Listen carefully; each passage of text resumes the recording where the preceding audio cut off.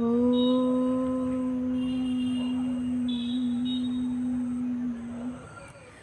గురుభ్యో నమః. విశ్వస్వరూపంలో ఉన్నటువంటి సకల ప్రాణికోట్లకు చరాచర జీవరాశిగా తానే అవతరించినటువంటి విశ్వనాథ ప్రభువైన శివ మహాదేవ ప్రభునకు జయము జయము. శ్రీ తిరుమలారు స్వామికి జయము జయము.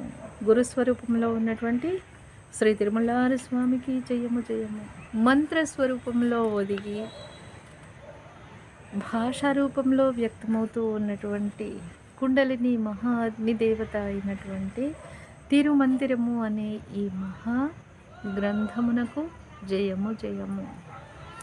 585వ మంత్రంలో స్వామి ఏం చెప్తున్నారు అంటే, ప్రత్యాహారం ఎలా సంభవిస్తుంది అనే విషయాన్ని ప్రభుని నుండి మాయను వేరు చేసి, మరి మాయను కల్పించే అహంకారాన్ని మాయ నుండి వేరు చేసి, దానిని మొత్తంగా కరిగించేసి దూరం చేస్తే అప్పుడు ఎరుక అనేది జనిస్తుంది అంటున్నారు స్వామి.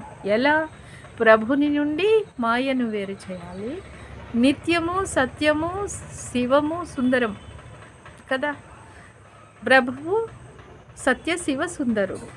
అటువంటి ఆయనను మనం అన్నీ మాయా అని మనం దేన్ని అనుకుంటాము? మాయా అని ఒక మనకి అలవి కాని దానిని మనం మాయా అనుకుంటాం. ఎప్పటికప్పుడు అలివైపోయినదంతా మనకి అలివైపోతుంది, అలిమైపోతుంది, మాలిమైపోయినది. మాలిమి కాని దాన్ని మాయా అంటాం. మాలిమి కానిది ఏంటి?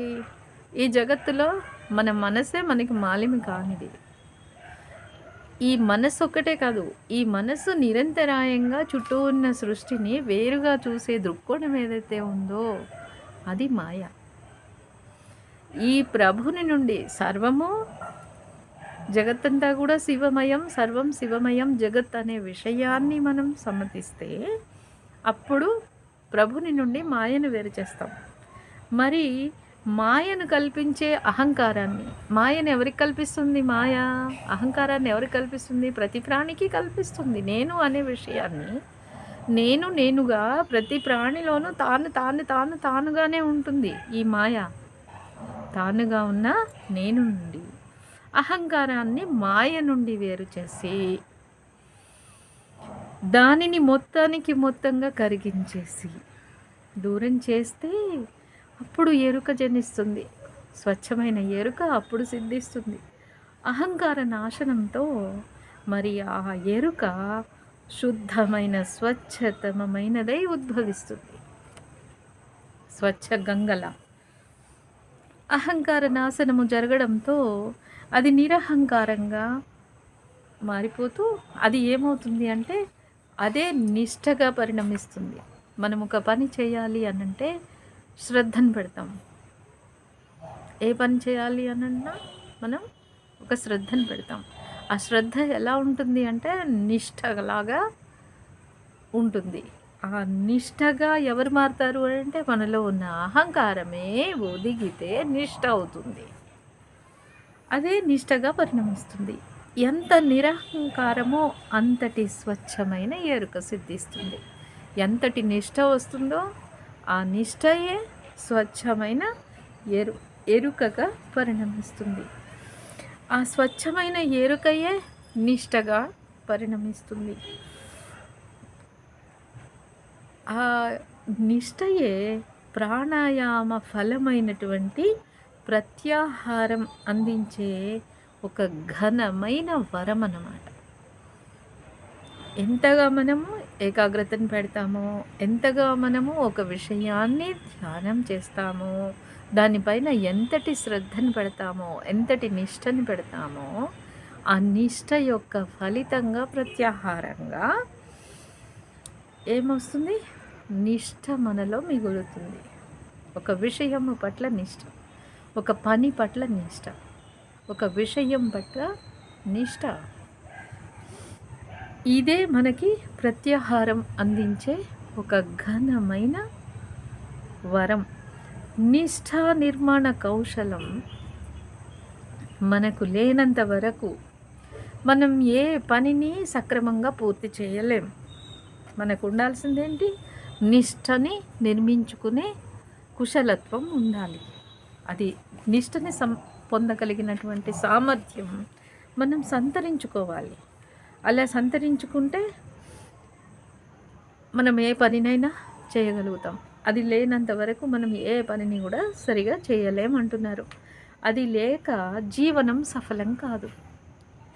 మరి ఇంకా నిరహంకారము అనే ఒకానొక లక్షణం ఏదైతే ఉందో అదే ఎరుకగా, నిరహంకారము ఎరుకగా, ఎరుకయే నిష్టగా ప్రత్యాహారమైపోతూ మనం ఈ జగత్తుని దర్శించి, స్పర్శించి, గ్రహించగల సామర్థ్యాన్ని ఈ ప్రత్యాహారంలో మనం పొందుతాం.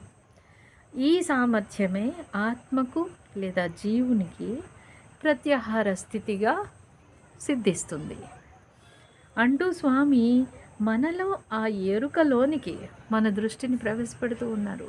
దీని గురించి మనం కొంత ఆలోచించుకోవాలి, కొంత మనం సాధన చేయాలి.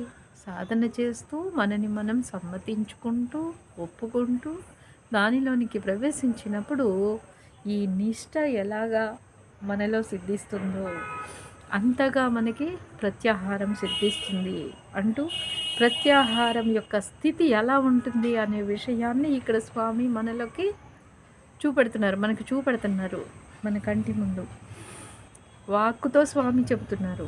సాధనతో మనం అనుభూతి చెందవలసి ఉంటుంది.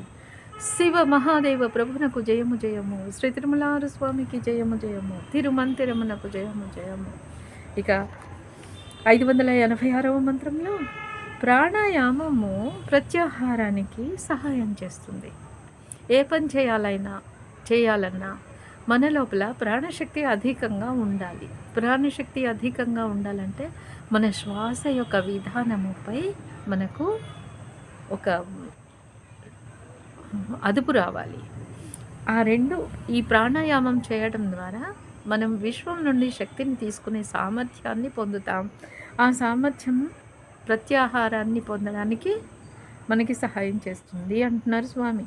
శ్వాసలో నిశ్వాస గనక ఆగిపోయి మీ ఉచ్ఛ్వాస పెద్దగా ఉంటూ లోపలే నిలిచి ఉండిపోతే ఆ ఆలోచనలు కూడా అక్కడే కలిగి ఉండిపోతూ మరి ఇంకా ఆ ప్రభువు నిన్ను వదలక పట్టుకొని అలాగే ఉంటాడు ఎప్పటికీ అంటున్నారు స్వామి. ఏమి అద్భుతమో! మీరు గనక శ్వాసని తీసుకోవడం,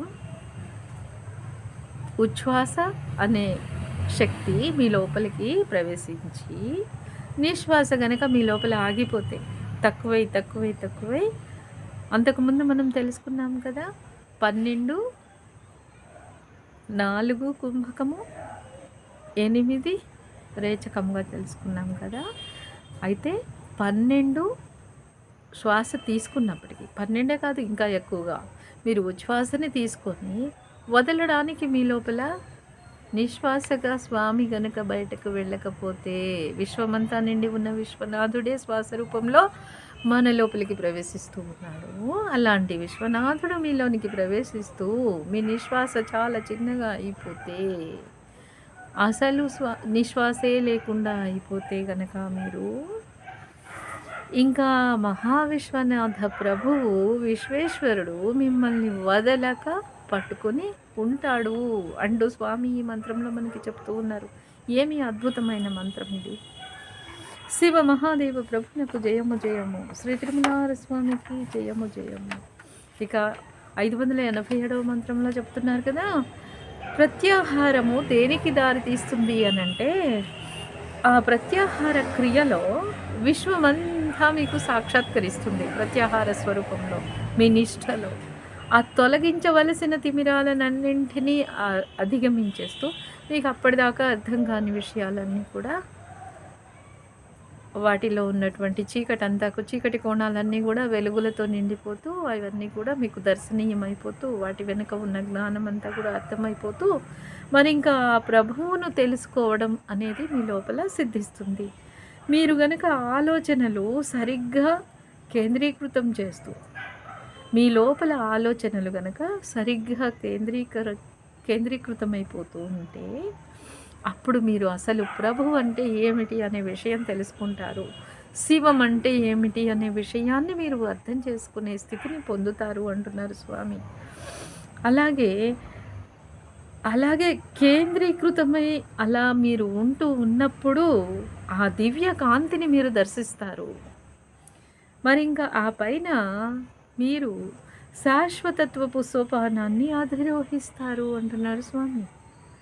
శాశ్వతత్వము, అనంతత్వము అనే దానిని ఈ శ్వాస అనే మార్గం ద్వారానే, ప్రాణాయామం ద్వారా, ప్రత్యాహారం ద్వారా, ఇంతకుముందు మనం చెప్పుకున్న అష్టాంగ యోగంలోని ఒక్కొక్క పద్ధతిలో ఒక్కొక్క మెట్టు ఎక్కుతూ వచ్చి ఇప్పుడు ఏం చేస్తారు ప్రత్యాహారంలో అంటే శాశ్వతత్వపు సోపానాన్ని అధిరోహిస్తారు అంటున్నారు స్వామి.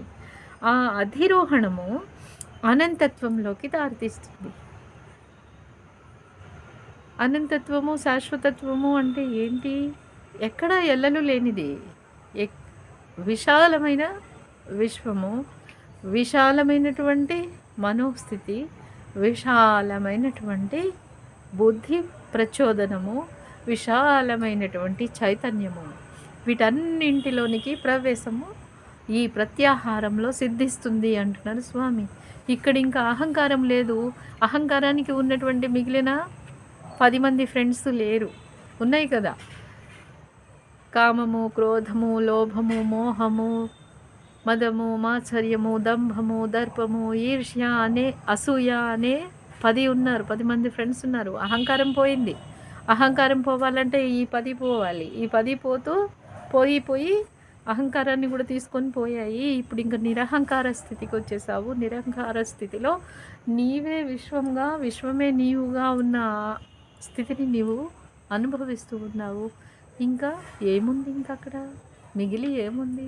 అంతా నీది, నీవే అంతగా ఉన్నావు. ఇంకా ఏం లేదు. ఇంకా పొందవలసింది లేదు.